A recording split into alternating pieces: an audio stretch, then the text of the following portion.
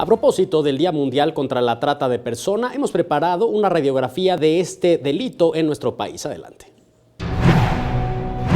En México, la cultura de la no denuncia provoca impunidad.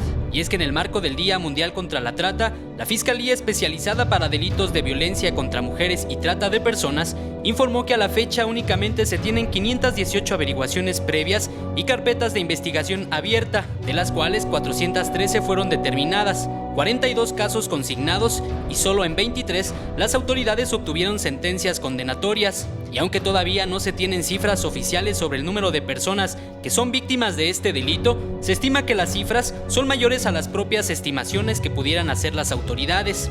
Lo que sí se sabe, de acuerdo a la Procuraduría General de la República, es que se tienen identificadas 2 rutas de traslado de víctimas, en su mayoría mujeres de nacionalidad colombiana, venezolana, hondureña, salvadoreña y mexicana.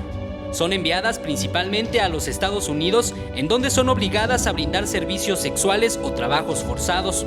De acuerdo a las autoridades mexicanas, a finales de 2017 se logró liberar a 548 mujeres víctimas de explotación sexual y en la misma fecha se logró la detención de 543 presuntos responsables del delito de trata.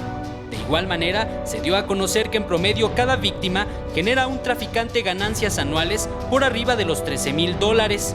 Este 30 de julio se conmemora el Día Mundial contra la Trata, fecha que busca concienciar sobre la situación de víctimas del tráfico humano y promocionar y proteger sus derechos.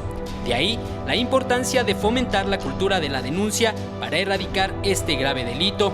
Eric Pinto, 21 Noticias.